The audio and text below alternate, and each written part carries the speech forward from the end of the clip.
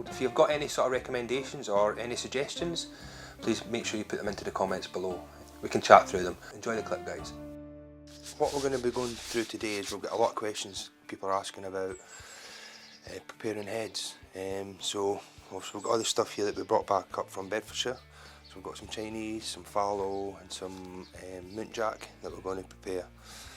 Unfortunately the weather today is a bit chilly, so all the water pipes are frozen, so we don't have any water. So the first part of this will just be skinning the heads off and how I do it, and what tools that I use to aid me in the skinning of the heads.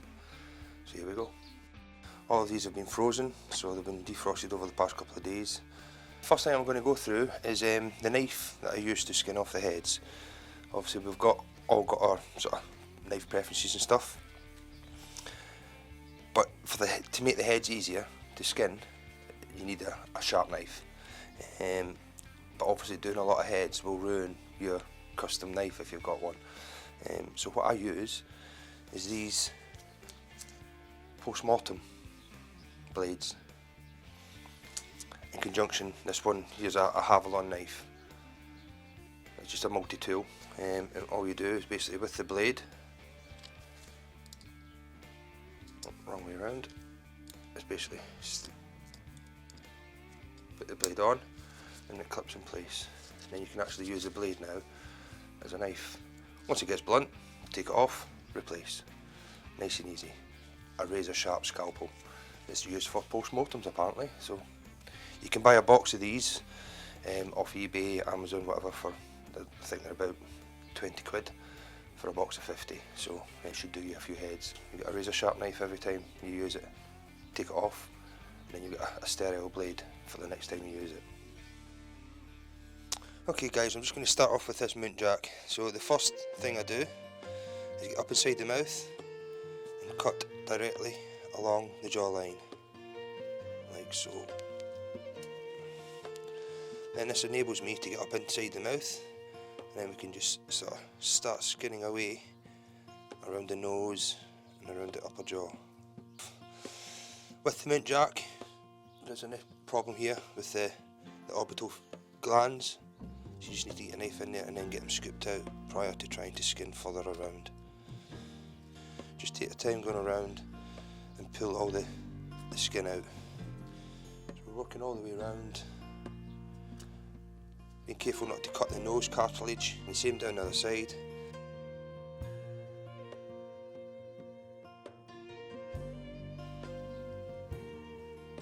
And to the orbital gland, and again free off the nose.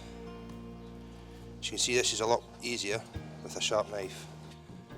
Just a case of then skinning everything off all the way up to the pedicles. So for the pedicles, I find it easier to slit open and just do one cut up all the way up to the top of the pedicle and start peeling it off just with the tip of the knife all the way up into the pedicle, like so. And you do the same the other side.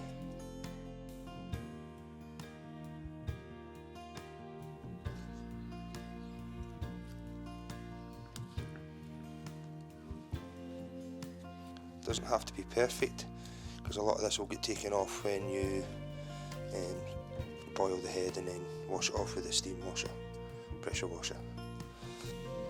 Again, all the way up to the pedicle, peel off and then cut around.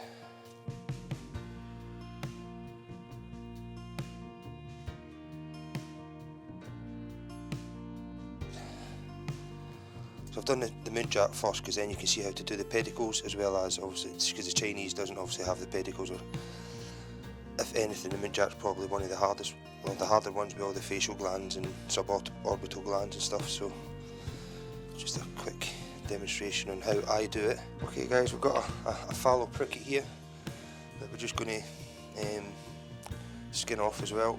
So same as the muntjac, get inside the mouth and cut up inside the mouth. So my knife's getting a little bit blunt now, okay, so popping it off.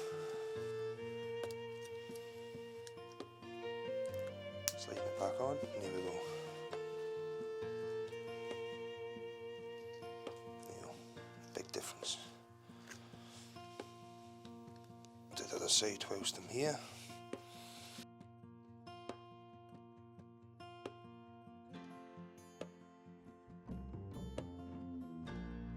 Again, orbital gland here and little socket inside there, just cut that off. And basically flip it over and do the same on the other side. So cutting the inside of the mouth.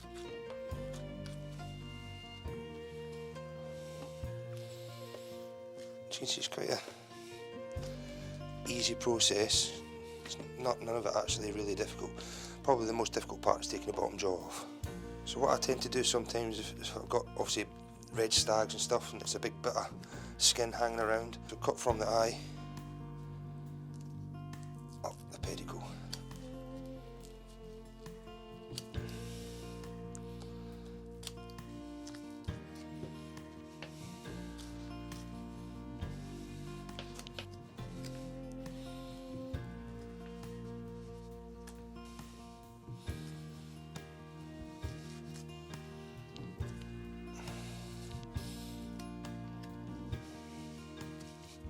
Cut this part here off,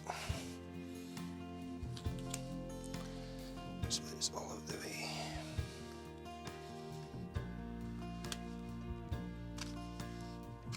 If you can see, the skin on the head is actually thicker than any of the other skin.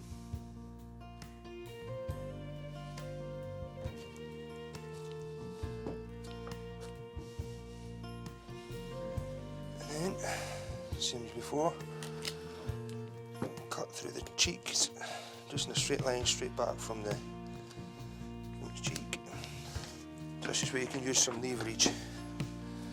So, hand on the bottom, hand on the top, and just pull. Cut off any tissue that's attached, right into the corner of the mouth. Flip it over, and continue your stretch until the jawbones pop out. Then it's just a case of trimming off anything, any meat or tendons that are attached. As I say, down in here you can see just here there's a little bone just there that you can snap. It's quite hard to cut through. And the same on the other side. Grab hold of it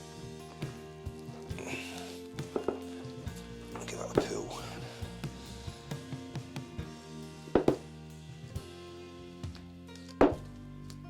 So it's me onto that little bone now. Give it a snap. And then I'll just cut off. Easy peasy. We'll just leave these now, waiting for the weather to thaw a little bit, and then we'll get them done in part 2. Hope you enjoyed that, guys, and you'll be able to take a few tips from that. We'll give you part 2 next week.